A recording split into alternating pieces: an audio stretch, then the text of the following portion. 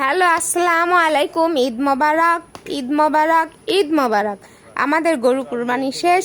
গরুটা এবার প্রসেসিংয়ের জন্য আমাদের বাড়ির মাঝখানে উঠানে কলার পাতা বিছিয়ে আমাদের রিলেটিভ, প্রতিবেশী, ভাই এবং চাচার সম্পর্কে সবাই কিন্তু এই গোশগুলো কোটার কাজে ব্যস্ত আছে। সেই গোশ কোটা দেখার জন্য কিন্তু আমি এই ভিডিওটি করেছি এবং আপনাদের মাঝে শেয়ার করার উদ্দেশ্যে, যেহেতু আমি এর আগে কখনোই এই গোশ কোটা এবং প্রসেসিংয়ের কাজ কখনো এত কাছ থেকে দেখিনি, সেই জন্য কিন্তু এই ভিডিওটা করেছি। এরপরেই কিন্তু গোশ কোটা শেষ হয়ে গেলে আমাদের গোশগুলো আমাদের প্রতিবেশী, আত্মীয় স্বজন, গরিবের মাঝে বিলিয়ে দেওয়া হবে এবং আমাদের রান্নার জন্য দেওয়া হবে। আমরা সেই গোশগুলো রান্না করে খাবো। আপনাদের দাঁত রইল। দেখেন, সবাই কিন্তু কোটার কাজে ব্যস্ত। আমাদের বাড়ির সবাই কিন্তু গোল হয়ে সে কোটার কাজগুলো দেখছি। এই সাইডে আবার আমার এক চাচা গরুর মাথাটাকে চামড়া ছাড়াচ্ছে। যে চামড়া ছাড়ানোটা দেখার জন্যই কিন্তু আমি এসেছি।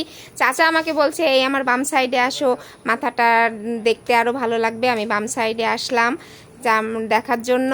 চাচা কিন্তু একটু হেভি একটা পোজ দিল, সেই পোজও কিন্তু দেখা যাচ্ছে। আজ এখানে রাখি, আল্লাহ হাফেজ।